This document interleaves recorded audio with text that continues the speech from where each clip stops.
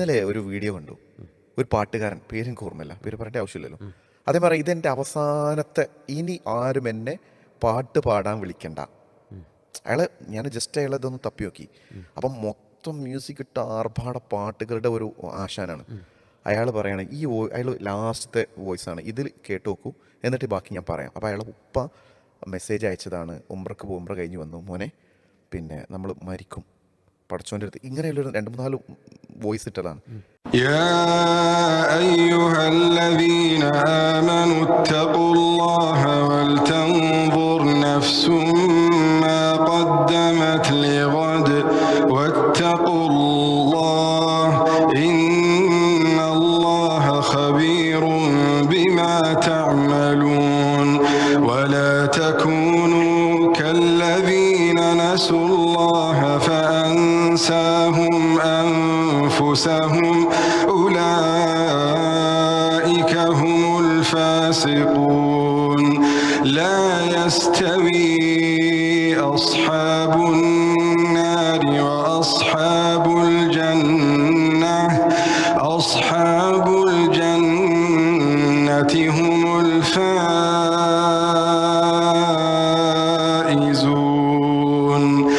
لو أنزلنا هذا القرآن على جبل لرأيته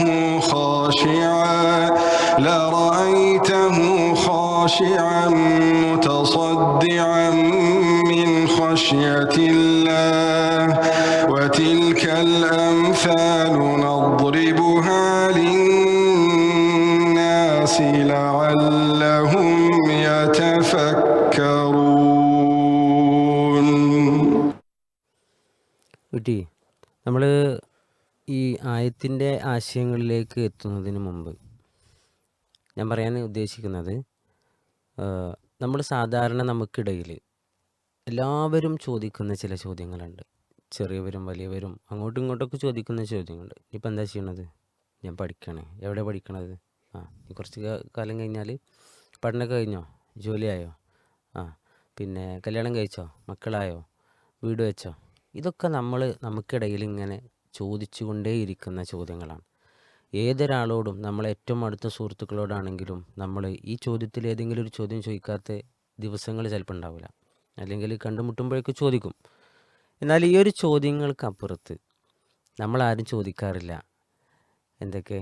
പിന്നെ ഖബറിന് രക്ഷപ്പെടുമോ? അല്ലെങ്കിൽ പിന്നെ ചോദ്യങ്ങൾക്കൊക്കെ നമുക്ക് ഉത്തരം പറയാൻ കഴിയുമോ? സിറാത്തിലൂടെ കടന്നു പോകാൻ കഴിയുമോ? അല്ലെങ്കിൽ പിന്നെ നന്മയുടെ തുലാസ് കനം തൂങ്ങോ? സ്വർഗം കിട്ടുമോ? ഇങ്ങനെ നമുക്ക് നാളേക്ക് വേണ്ടി ഈ നാളെ എന്ന് പറയുമ്പോൾ നമ്മുടെ മുമ്പിൽ ഒരുപാട് നാളുകളുണ്ട്. ഒരു വീട് വെക്കണമെന്നത് നാളെയുടെ സ്വപ്നമാണ്. ഒരു ജോലി നാളെയുടെ സ്വപ്നമായി കാത്തിരിക്കുന്നവരുണ്ട്. പഠനം പൂർത്തിയാക്കണമെന്ന് ഇന്ന കോഴ്സുകളൊക്കെ എടുത്ത് പഠിക്കണമെന്ന് നാളേക്ക് വേണ്ടി കണക്ക് കൂട്ടി വെച്ചവരുണ്ട്. എന്നാൽ ഈ നാളുകൾക്ക് മുമ്പ് ഒരു നാളെ നമുക്ക് വരാനുണ്ട്. ആ നാളെക്കുറിച്ച് ചിന്തിപ്പിക്കുന്ന ഒരു വചനമാണ് സൂറത്തുൽ ഹശ്റിൻ്റെ വചനത്തിലൂടെ നമ്മൾ കേട്ടത്. യാ അയ്യുഹല്ലദീന ആമനൂ ഇത്തഖുല്ലാഹ വൽ തൻദുർ നഫ്സും മാ ഖദ്ദമത് ലിഗദിൻ എന്ന് പറയുന്ന, പക്ഷെ ദീർഘകാലത്തേക്ക് കണക്കുകളും കൂട്ടിച്ചേർക്കലുകളും ഒക്കെ ആയിട്ട് ജീവിതം ഇങ്ങനെ തുന്നിച്ചേർക്കുന്ന നമുക്ക് അതിൻ്റെ ഇടയിൽ ഈ നാളെക്കുറിച്ച് സാധാരണ നമ്മൾ ചോദിക്കാറില്ല, പരസ്പരം അന്വേഷിക്കാറില്ല.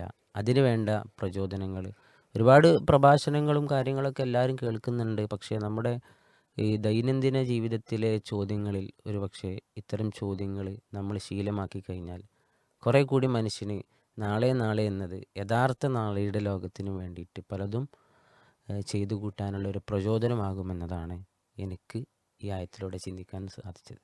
അല്ല, അത് ശരിയാണ്.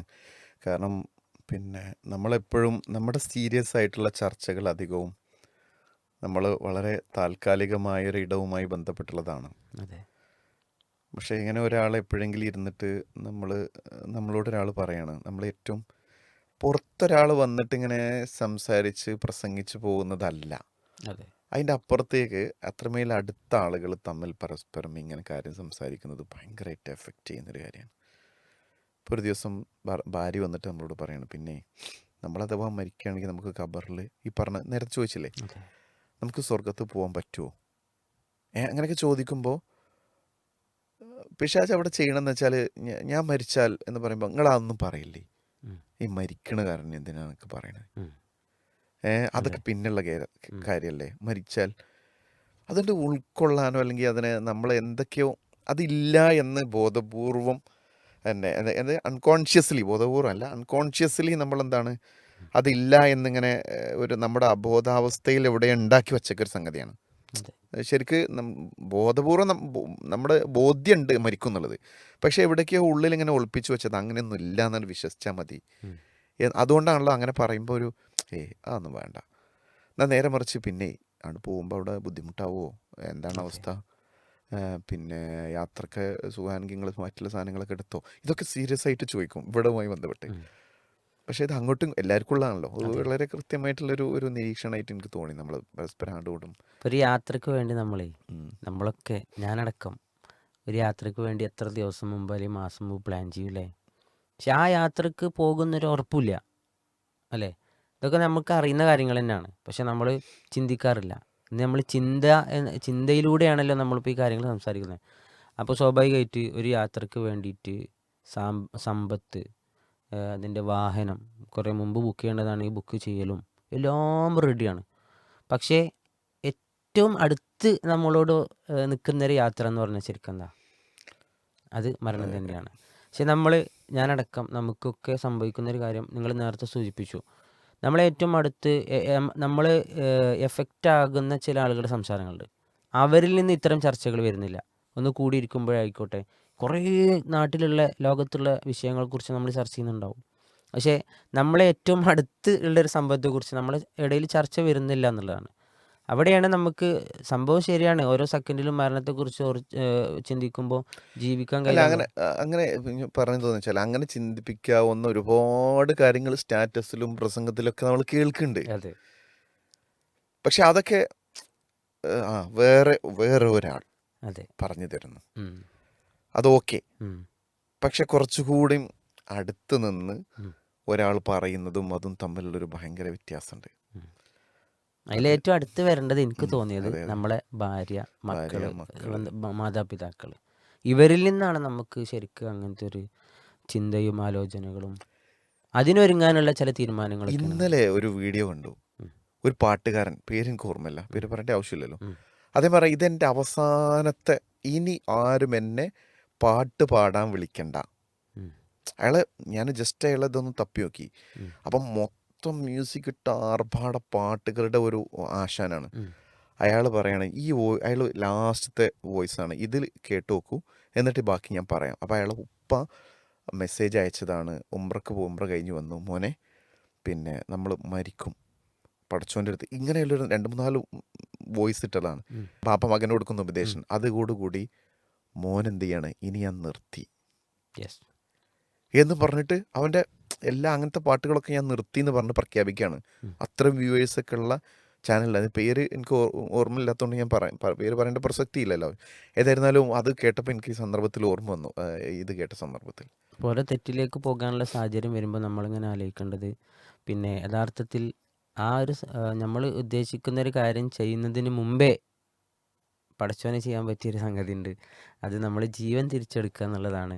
അത് ഏത് സമയത്തും നമ്മളിലേക്ക് വരുമെന്നൊരു പ്രതീക്ഷയിൽ തന്നെ നമ്മൾ ഓരോ കാര്യങ്ങൾ ചെയ്യുമ്പോൾ ശ്രദ്ധിക്കണം എന്നുള്ളതാണ്.